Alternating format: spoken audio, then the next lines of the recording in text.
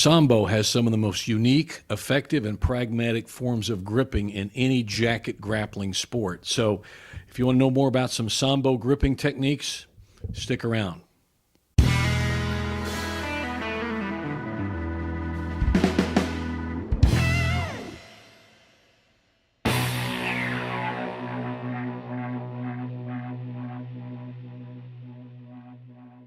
Hi, everybody. I'm Steve Scott, and welcome to another episode of Freestyle Judo.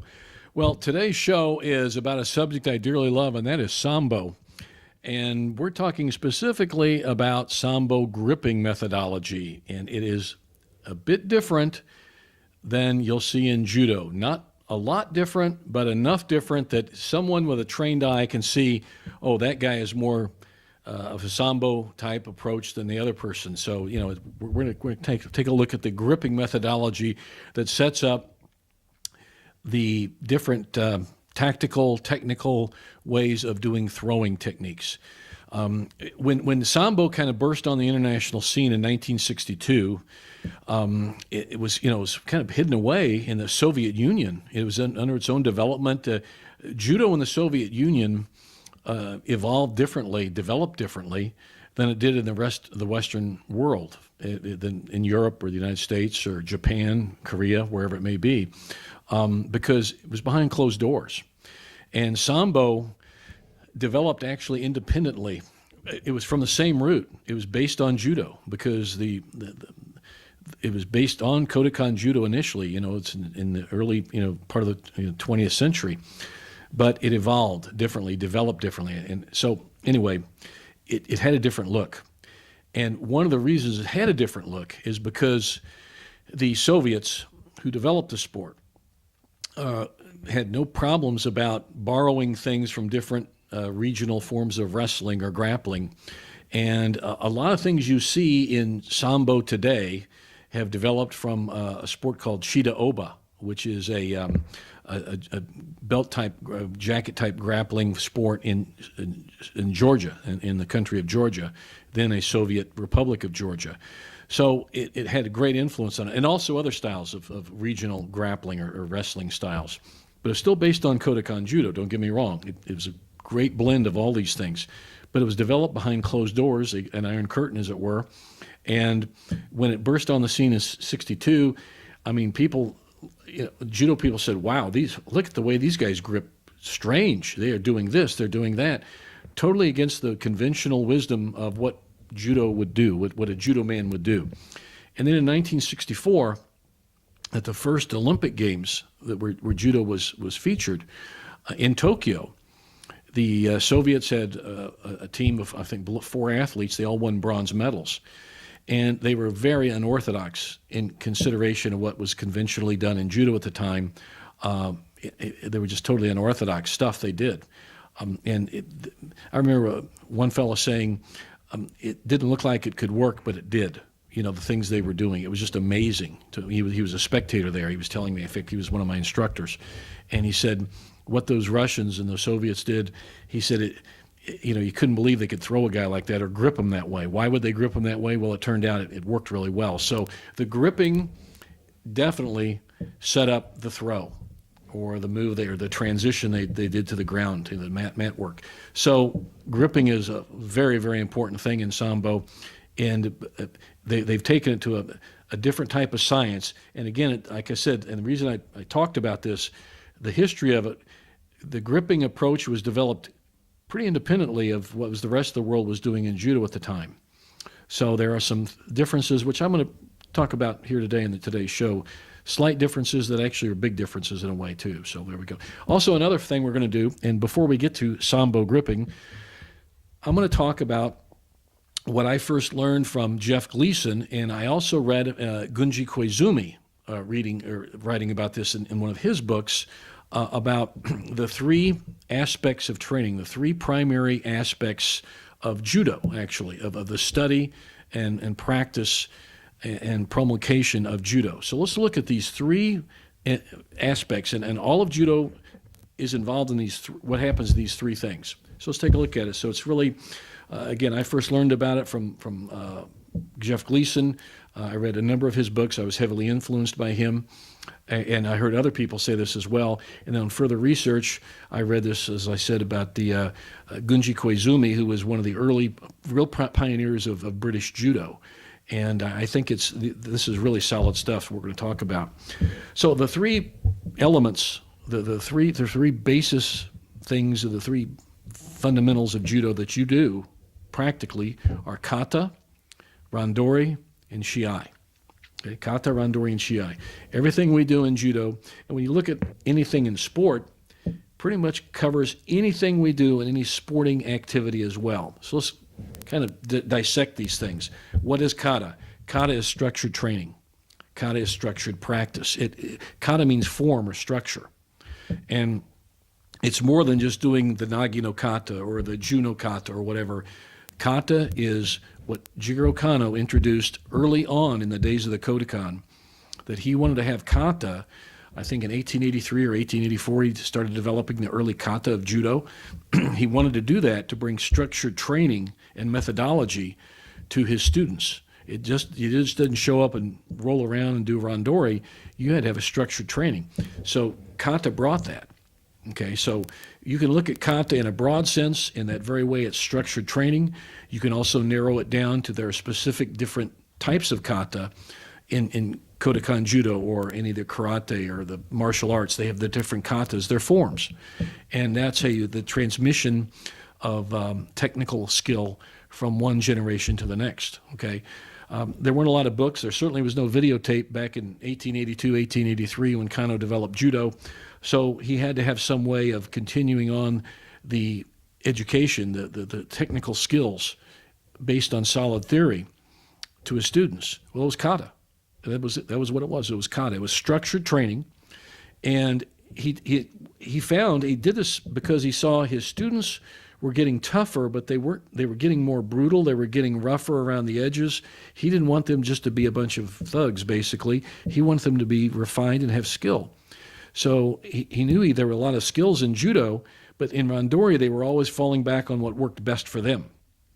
So he had to have a way of teaching so that they would expand their knowledge. Well, guess what? The structured training he introduced, this kata. And you compare that to any sport. Let's take the sport of American football, okay? The reason I'm saying American football because it's called football in the rest of the world except the United States. But in our American football, the type where there are 11 guys on each side, they bang each other, okay, or any sport, okay? It could be soccer, as we call it here, soccer or football in the rest of the world. There is kata to that. When you show up, you just don't scrimmage the whole practice. You show up and you do plays. You work on technique. You work on skills. That's what kata is. So kata is structured training. It is that drill training. It is that structure that every good practice must have if it's going to be a good practice, of productive practice. So that's what kata is. So kata, first phase, kata, okay? The second one is randori, free practice. Randori is not a tournament. Randori means free practice. It basically means an open-ended freedom of movement, freedom of choice, freedom of action. Okay, that's what randori is. It's rolling, going live, whatever you want to call it.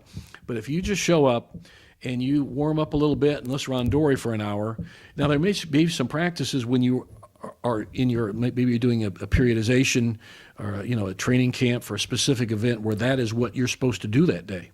There may be that's what you do, randori. But generally, you don't. Okay, that it has to be a specific purpose for that randori. And here's what we talk about. Randori must have a purpose. There must be a reason why you are doing randori. Just like in, again, American football, there is a reason why you scrimmage. Okay, it can be a practice game, yes, but generally the coach wants certain things done at that scrimmage. Just like boxers. I was an amateur boxer, not a very good one, but I was for a while. And every time we sparred, okay, it wasn't a fight, it was sparring. Sometimes they were harder than others. But every time we sparred, there was a reason why my coach wanted us to spar. And same when I run a practice, whether it's judo, sambo, jiu-jitsu, whatever it may be, there's a reason why I want my guys to randori. there's a purpose behind that randori, or what are we going to do here today? And I specifically state that to my athletes and students when we practice, okay? It could be just a recreational workout just on any given week and, day in the week. And that's what I'll tell them. Okay, guys, have fun, nobody hurt. It's just open randori, take care of each other, Or it could be we're training for a specific event. I'm saying, okay, guys, here's what I want you to do in this game, in this type of randori today. This is what we're going to do, okay? And so randori should have a purpose, but it is open-ended training, but you shouldn't just show up in randori, okay? That is an incomplete workout. And I know that's macho to do. It's cool to do. A lot of clubs do that. But you know what? You're going to stalemate out. It's going to only happen so much as after a while, you stop getting good. You got to have that structured training that Kata delivers, the drill training, the structure and training. But randori, if you think of randori as another drill, which it is, then you're better off. Okay, like Anne Maria DeMars said many times, I've heard her say it in training, randori is not a tournament. There are no winners or losers in randori. Some get more competitive than others, that's true. But, randori is training. So keep that in mind. That's the second aspect, kata, randori. Okay, the third aspect is shiai, the contest. And Kano, I think, named it shiai on purpose because it means to meet together to test. It's a testing place. It's testing your skills against another person's skills, okay? A shobu is a fight. That's also a contest, but it's more in the line of a real fight, okay? So he didn't call it shobu. He called it shiai, meeting together with a purpose of testing your mettle, your skill against someone else's, okay? And that's generally a competitive situation, okay? In self-defense training, let's say you're doing specific things, you have a set type of shiai you want to follow to meet, to test yourself in a real situation. You can determine the parameters of your shiai where you want it to be, okay? But generally it's accepted in the judo world that it is a competition, okay? You're testing yourself against others of equal or better skill or lesser skill, whatever it may be, but is it a meeting together to get together of testing yourself against others? And that's really what it is, okay? So there are three elements of training. And I think, I first learned them from Gleason, then later from Koizumi, and I've heard other instructors talk about them as well. That is kata, randori, and shiai. And if you think of it as a coach, like I am and other coaches, younger coaches, if you think of it, you're training that way and break it up that way, it'll synthesize back together, and you'll have a much better practice and a much better general program for your students. So I'm speaking as a coach now, but I think, that's how I speak anymore as a coach generally. This being said, I want to mention here in my book, Teaching on the Mat, okay, shameless plug for it. You can get it on our bookstore online, Welcome Mat store. I discuss kata, randori, and shiai to some extent there, quite a bit, about how to use those three elements of training to your benefit, either as a coach or as a student. So if you could get that book, Teaching on the Mat, it's not expensive, and we do have it on our store, online store that we put up here. Okay, let's talk about Sambo. Oh, I love Sambo. Okay, it's funny when I started Sambo back in 1976 under Morris Allen, who is a great guy, by the way, and a wonderful teacher. I unfortunately didn't get to study with him as long as I wanted to before he moved on, and I moved on as well. But I'd been in judo for some time. I started judo in 1965. I also started Jiu-Jitsu a little bit later in 68 under Ken Regenitter, and was Kodenkan at the time, then Danzanryu Jiu-Jitsu. And so I got to do some leg locks and some different submission techniques than we'd always done in judo. But it was so it was a great setup for when I started Sambo with Morris Allen.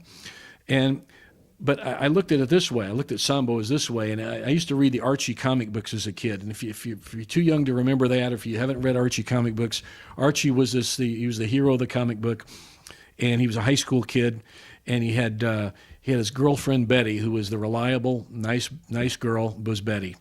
Then he had Veronica, and she was the kind of the vixen, as it were. Okay, and so I always looked at judo as my Betty. That was a reliable thing. I could stand. Man, that was great. That was my basis.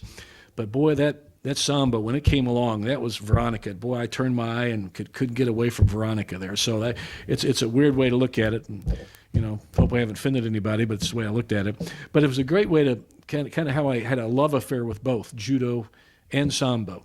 And of course with Jiu-Jitsu as well. And then when John Saylor came along and we started the Shingitai organization under him, it added to the more. So I'm a firm believer in cross-training. That's what Sambo really is about. Sambo is the ultimate in cross-training. And it developed, as I said earlier in the show, behind the Iron Curtain, the secrecy of what was going on in that regime. And it was technically... it was basically Russian judo or jiu-jitsu is a good way to, it really wasn't, but that's a good way to put it. It was technically very, very complete form of grappling, jacket grappling, belts and jackets in the jacket, sport jacket wrestling. So it didn't have the philosophical underpinnings, Sambo didn't, that judo did. But still it was a magnificent sport and still is. Now, what makes it unique is certainly that kind of independent development that the Soviets brought into it from other wrestling styles, like I said, Shida Oba and other belt wrestling styles that from the different republics within the Soviet Empire, that made it a little bit different, quite a bit different in some cases. There's some basic things that we do in Sambo gripping. The basic theory is a little bit different than judo theory gripping. And that was something I had to adapt to initially. And once I learned that, I said, oh, well, this makes sense, that you could blend the two. And right now we're seeing in international judo, we're seeing in international Sambo, very similar skills are being done in both those sports.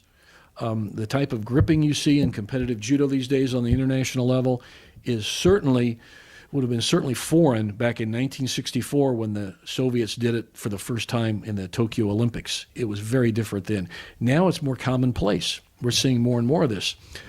We're going to show four videos on Sambo gripping methodology. Okay. There are some different things to it, and I will explain them in the videos here. So let's get right at it. Now, the first thing I've shown this is a little over 5 minutes in this, and we're discussing, and again, some of these videos were in judo gis, some we may be in Sambo jackets. I don't remember looking at the playlist here, but we're doing primarily the Sambo base type of gripping, how it blends also into judo. This works in judo as well. Maybe some rules in the IJF don't allow some of these grips these days. I don't know. I don't keep up on their rules that much, but certainly in freestyle judo and AAU judo, they are permitted. Okay, so just keep that in mind. The first thing is a loop grip, what I call a loop grip. Now, I didn't hear it called that initially. I just gave it that name. It's like you're looping a belt or a rope around your opponent's body and pulling him in and controlling him. This is a really important grip in Sambo. You see this because what we do in Sambo, we have what we call short grips, where we're close, the body contact is closer based on how far we are apart from each other's shoulders, and I can control them in. It's much like a boxer being an infighter as opposed to being one who boxes at a distance, like Muhammad Ali, as opposed to a Rocky Marciano, who is more of an infighter. That's what Sambo gripping is about. This is a loop grip. You'll see what I mean here. It's a 5-minute video, so without me blabbing on, let's show the loop grip video right now.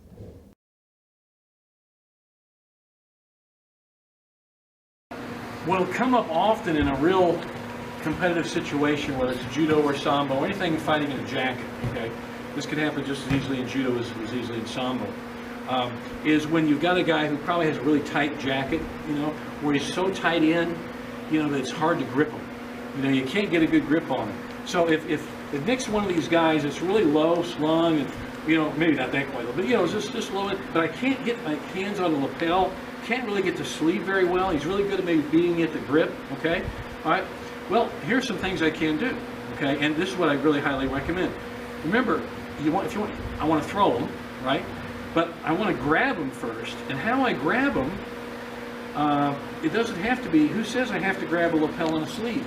I can grab other things, on his jacket, okay? I stay within the rules of the sport, but here's a situation. So I'll show you. So if he's down here alone, I can't get here, he's fighting it off, he's just killing me, beating me at the grip, whatever. All right, so what I can do, get an anchor hand, okay? So my anchor hand will probably be the one that I could get a better grip on. So I may be grabbing here, and as he's peeling that off, then I can get this grip, okay? Everybody see this? I got a hand here. So I'm starting, again, I always talk about looping a belt over him. Well, that's what I want to do. I want to loop them into my belt here, okay? So I'll get this grip here, and I'll get something here, and it may not be really that good of a grip right now, but it still feels pretty safe, all right? Now, what I want to do is get this other hand over where I can just kind of loop the belt over him and just catch him in here, okay? So just trap him. And when I do, I don't want to float my elbows, okay? Now, I may grab his arm, I may grab into his jacket. Whatever I'm grabbing, I got it. Or he could have a really good grip, and he's beating me at the grip, and all I can get here, all I can get is this. Well, that's what I've got. And I can steer him with this, like I'm looping him over here, okay? So here and here. It may not be perfect, but I got a pretty darn good grip. And then from there, you see, he's pushing me out with his elbow. But still, all I can just, as long as I turn, I can turn and start my movement. Okay? Can you demo with that? So watch Derek. So we got this strong guy gripping. There's the anchor. And there he's wrapped it, and there he's tied him up. Okay? Now he could hit maybe a koichi from there. Boom. He could hit a forward throw, uchimata, haraigoshi. Okay, he can even come in like a switch, like a judo switch. Not a judo switch, the twitch like the British call it. Okay, so there are things there, but he's got a grip. He's got to get a handle on the guy. Okay, now he might even step across, get like a crossbody of soda. He's really vulnerable for that. But a lot of these guys, when they're really low in their hard grip, they keep the elbows in, kind of like boxers. If he's a really low slum type boxer, he's got a good peekaboo defense. That's kind of a peekaboo defense here, okay? All right, now if you, maybe, from this grip, come on, you can grab the belt momentarily, whatever the rules are that allow. Now, Sambo, you can pretty much grab the belt all day long, same as freestyle judo rules. But I think the IJF, the regular judo rules, you can't grab a couple seconds. Right. So if you do grab and attack, but you still got a handle. Remember, everything is a handle, okay? This jacket gives us a lot of handles. So I may get this one here, I may actually get this one first, but I'm probably going to get the hand that I'm strongest with. I'm not going to lead with the same hand, same foot. I may start to this and get my grip, but once I get it, elbow down. It's really important you clamp that elbow down, just like tightening it in, and then catch it, and I can come in Kauchi, I can come across body, whatever, just a haraigoshi uchimata, okay? You can do a toss, and then, so it gets your grip so he's really low, and whatever it may be, there's a tight tosha. Any throw can come from this grip, just about any throw, and it's so variable. Okay, so you'll play with that and work on the throws you like best. Started Koichi, they end up Uchimata. Well, it wasn't beautiful, but he got it. So any stuff like that would work. Does that make sense to everybody? So sometimes, not always, can you get the perfect grip. And let's not get married to one grip. I mean, there are guys who have great careers out of good system. There are guys who do this lapel and sleeve kumikata grip, and they can make it work for them. That's fabulous.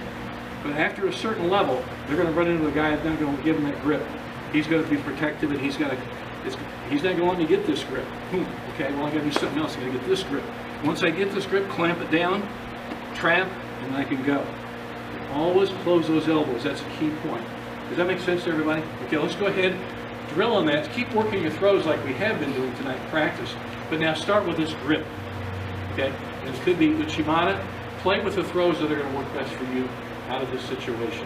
Okay, once you understand the concept of that loop grip, controlling in that particular grip, it really will help you. It really will help you a lot because you've got different control points on the body. And that's one thing, I'm sure it's done in judo, but I didn't hear it first in judo. It took me to get involved in Sambo to hear about different control points of the body. And then I heard other judo instructors later on, but initially as a young man, I didn't hear that right off for whatever reason. But the shoulders, the head, the elbows, the wrists, the hips, legs, different body parts, the waist, these are control points that we really look for to control in Sambo. I want to control those points. And I got a jacket and I got a belt, and man, I can control them a lot with that jacket and belt because they're just more handles. As my old coach Rene Pomerel once said, everything is a handle. And it is absolutely true. Everything is a handle. think of it that way, and you'll be more effective in gripping and in beating your opponent. Remember, the grip is there for a reason. The grip isn't there just to be a grip. It's a functional, pragmatic thing. It's a utility in motion. You use that grip to fit it best to the throw you want to use. And that takes practice. That takes some time and effort on your part and your coach's part to develop those skills. But anyway, that's so much on that. Now, from the loop grip, let's take a look at the back and lapel grip. And the idea here is we're controlling the lapel grip is the shoulder grip. And in Sambo, there's an epaulet there too. You can grab inside the jacket, right at the armpit area as well. But what we're doing is controlling the shoulder. And by controlling the shoulder, you'll see, I may refer to it in this as well as looping it around, but you're controlling the shoulder and the back of your opponent and moving them about. And these are important grips we do in Sambo. Again, they're basics, fundamentals before we get into more different type of grips, that I should say. But know these fundamentals. So let's look at the back and lapel grip. It's 4 minutes, 45 seconds, but it's worth the time. Here we go. Again, this is a classic case of a short grip, really controlling his shoulders, okay? Which means I control his hips. So we're gripping, get this grip first, okay? And how you might, he's going to batter it, get the grip here, suck him in, step, there's your Osuna.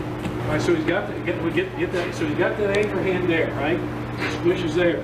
He steps straight in, and he throws, bam. Still staying Osotogari, Haraigoshi, kind of they're morphing together, aren't they? You're seeing sometimes you're throwing them a little forward, which is great, it doesn't matter. It's still a good hard throw, but we're still calling it Osotogari for this point. We're going to change the grip a little bit, but we're still staying with steering him. This anchor hand is steering him here, okay? So, I got my anchor hand here, and again, something he pointed out to the guys over here, don't reach, you don't want to overreach and get in the middle too much, because he'll chuck that up and stop it. So I do want to get around here on the near scapula area here, okay? So someone get that slick gi. But there we have there, and that way gives, if I overreach too much, I'm extended. So that's a weakness, and I don't want that to happen. So I want to have movement with this elbow, right? But I've established this, okay? You might, before you even get this, you might get this. Here's a real good anchor hand here. This is, instead of grabbing here, we all think we have to pull or chop in with the elbow. But now we're going to see we really don't need the elbow all that much. It's very helpful, by the way, if you want to do this. But if you want to get this lapel grip here, okay? And this is a good one. We're out here gripping in front of, by gripping here, I have a lot of options, guys. A lot of options. I can steer them this way, but one thing I am going to do, I want to get around here, and I'm going to do Osotogari, all right? But I can do Senenagi, I can turn this into a lot of things, but I've got a solid grip here, so I want to get this anchor hand here with the left hand. If you're right, it'll be your right hand on the other lapel. But here we've got it here, just a standard grip right about here, okay? He might be under, that's fine too. He might think he's got the top grip. That's fine, okay? You have the over grip, it doesn't matter, okay? It still works either way. So I've got it, all right? Now, when we're fighting here, gripping, all right, this is kind of here's your anchor hand. This hand's for probing, okay? And again, we're coming back into Sambo here. The brush is called a hunter hand or the probing hand. Don't go there with your mind speed, okay? We're trying to be adult here. All right? I saw Julie flicker there, All right. We'll call it something else. All right, call it whatever you want. This hand, I get it. That's why they call it the hunting hand. Yeah, that's right. I'm sorry about that. All right, but I'm not going to reach over. Guess what? I'm reaching around and catching him. I squeeze him in like a sandwich. Okay, wrap them around. I don't have this. I have this. Well, how can you throw him? Believe me, I got him. I'm controlling his shoulder. I was controlling his shoulders here. See that? I'm controlling his shoulders here. I got this turn. So squish him in. This is a very effective throw. A lot of our guys have what's that, Sandy? Could you still keep that up? I do, yeah, good point. I was going to say, a lot of our guys at Welcome Man have used this over many, many years. We've been doing this in the club here. It's a thing we like to do. We get this grip here, and again, they're both elbows are down. Squish, I'm not pulling. This is not a pulling in. Don't mistake it for that. Traps his arm right there to his chest, pretty much. Even sometimes they'll pull away, they'll cut away, I still got him, and I throw him. And that's happened a lot. If he cuts away thinking he's free, and he might be a good hip cut, pulls away, tears away, I've still got this. If he tore away with his hand, I lose that, right? Okay, that's why I like this. I'm controlling the shoulder. Okay? Again, this is a classic case of a short grip, really controlling his shoulders, okay? Which means I control his hips. So we're gripping, get this grip first, okay? And how you might, he's going to batter it, get the grip here, suck him in, step, there's your Osaka. And he knows to squish him in. Squish him in there. Everybody see that? You do it one time so people see the throw. Not on me. You don't want to throw him, Steve? I'm so beat up. He's got to get ready to go to a big tournament. All right, so he's got the, get that. So he's got that anchor hand there, right? The squish is there. He steps straight in, and he throws. Bam. Okay. Raigoshi, Osoto, call it what you want. It works. Those two grips, those two concepts of gripping, they blend together. The loop grip and the lapel and back grip, they work together. And again, you're seeing now a little closer, more compact approach to doing movement. It's not out and loose and real loose movement. It's when I say tight, I don't mean tight in a bad way, but I mean compact tight, more in, tighter, and closer. That doesn't mean it's a slower tempo. It could be a slower tempo in the action between you and your opponent, how you move around the mat. But what it does mean, I'm a little closer here and I have more control, because what I'm going to do is suck them into my body. And now we're doing what the concept of coupling. It sounds bizarre. Please forgive me if it offends you, but the idea of the two bodies becoming one. Okay, that's coupling. Like think of a train hooked to another train. You know, the caboose to the rest of the train. It's coupled onto it. That's what two bodies do. And the better I can couple my opponent to me, I can throw him. It sounds kind of weird to say, but it's true. All right. That being said, this is the next two videos are really going to get into what the Georgian belt grip, or the Georgian grip in general. This comes directly from Chida Oba, the Georgian wrestling style, and it clearly is Sambo. When I first saw this years ago, the European, the Soviet-based Sambo guy, well, the Sambo guys themselves do this. It was really, I said, I got to learn that grip. It's fun. It's a great grip. Okay, we never called it the Georgian belt grip or the Georgian grip for a number of years, and I've heard it recently more often called that in the last 10 years, the Georgian grip. But it is based on their Georgian Chida Oba. The first video is slightly under 4 minutes, and it's pretty much the basics of how to do the Georgian grip, okay? And we're going to be watching. So here's the basics of the Georgian grip.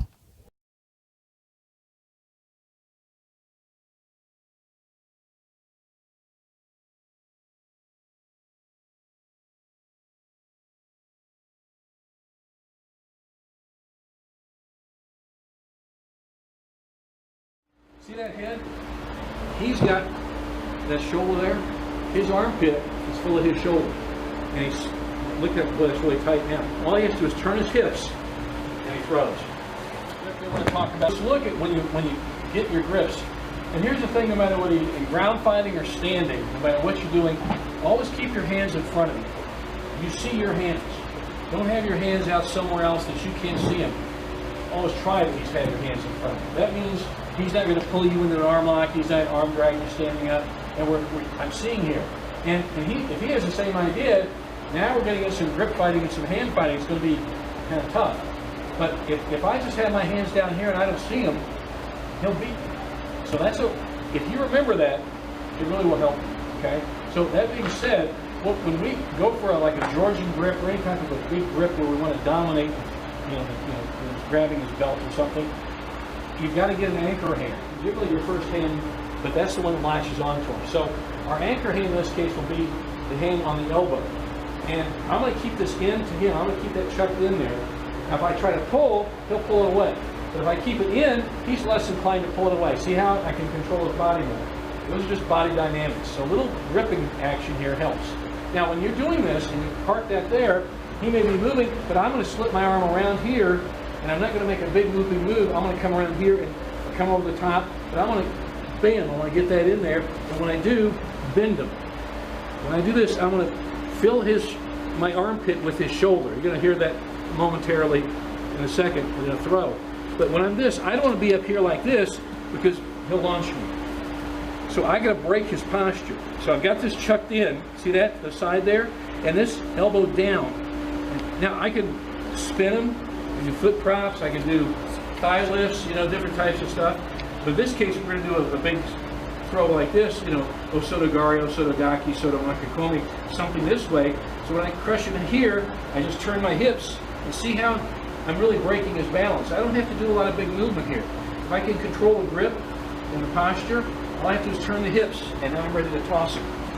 That's the beauty of this Georgian grip, and it really is good. And I'm doing the standard one here, but you could be doing the same thing here. So I could be doing this and using his lapel. I could be using his belt. You know, so anything I'm grabbing to control, the pulling his elbow in. So that's what we're doing. So that's the Georgian. Cross that shoulder, bring your elbow down, grab the belt, squish his elbow in. Okay, now he's nice and tight in there. Okay, this forearm, as soon as I come across and back down, I'm pushing him down with my elbow, and then it should just be a flop down, and there's his belt. Don't reach for the belt. Okay, now I have no control with my elbow. He's underneath my armpit, and he picks me up, and I go for a nice ride. Okay, I have to control his posture the whole way through. So especially with guys that are good at grip fighting, he's keeping a good posture here, I'm going to have to actually control him with that elbow. Reach over, jam him down with your elbow, flop your hand down, and his belt will be right there. I guarantee it. Okay? Everybody, the idea of any gripping, no matter what jacket sport it is to break his posture and control him with the grip. That's why we... All right, from those basics, that Georgian grip, by the way, really does work. And from those basics, we're going to now work a little bit. We might have implied a little bit in the last video. Now we're going to work on the Georgian belt grip. We're using the belt. Now, I have talked about this in other videos, but Sambo theory. There's an anchor grip, okay? You have an anchor hand that you establish control with initially, and then you have a probing hand or an attacking hand or a hunting hand. I've heard it called a number of different phrases. That's your other hand you're going to be attacking with, okay? You might switch immediately, whatever, but your first grip is your anchor grip, and often when you're working and trying to control your opponent, you may have another grip, but I want to get my hand, I want to get that anchor on his hip at the belt. If I can control that belt and control his hips, I'm really controlling his body. That's what the Georgian belt grip is based on. And you're going to see it here in the video, how we get that anchor hand that at the belt and control him with it. Okay, so the last video is about the Georgian belt grip. So here we go.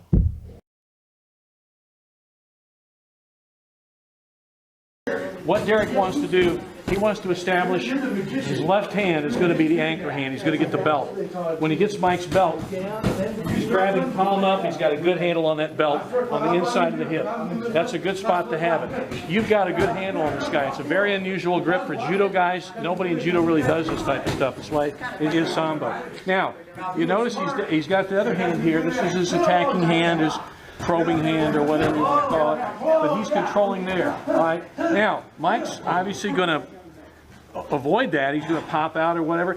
Derek's going to come around to the side with his hand and catch over. This is where we start getting what's called the Georgian grip in Sambo. It's from the Georgian style of grappling they use, okay? So look at the grip here and here. Now, if you get the belt, fine, but maybe you can't get that, that's cool too. Okay, but you got the... Now, what Derek wants to do is crush him. He's going to squeeze his elbows together, guys. That bends Mike over, okay? Notice Mike is over in his left front corner here, all right? Now left hand, his right hand comes around the side. Now, real quick, guys, he didn't come over the top. If he'd have come over the top like that, Mike could have grabbed him and countered him, okay? Then who's got who, all right? Derek wants to come around that deltoid where he can really make Mike bend over. So see how he comes that and he bends him. His elbow, see he's steering with his elbow now. It's not just the hands, it's the elbow now, okay? And again, I might say, if you're an IJF judo guy, some of these grips might be totally illegal now. I do not know, okay? But I know in freestyle judo, our rules permit them. AAU judo, the rules permit them as well. certainly done in Sambo, and any other jacket and belt sport. I imagine they're probably legal in BJJ and any sport Jiu-Jitsu you do. So, you can use them. But the Sambo methodology, the Sambo approach to gripping is a bit different than Judo, but there's some small differences, but like the coach, great basketball coach John Wooden said, small things make big things happen. So there are small differences, but they do impact into bigger movement controlling differences. So you saw a little bit about the Sambo theory and practice of gripping when you talk about these Sambo grips here. So that's as much as I can show today anyway. We do have on our YouTube channel a lot of other videos about Sambo grips and Georgian belt grips and things like that. So please, subscribe to my channel. I think you'll see some more Sambo stuff there as well. And also get out on the internet. There are a lot of good places to see more Sambo techniques as well. So that being said, I do appreciate you tuning in, and thanks so much for tuning in, and I will see you next time.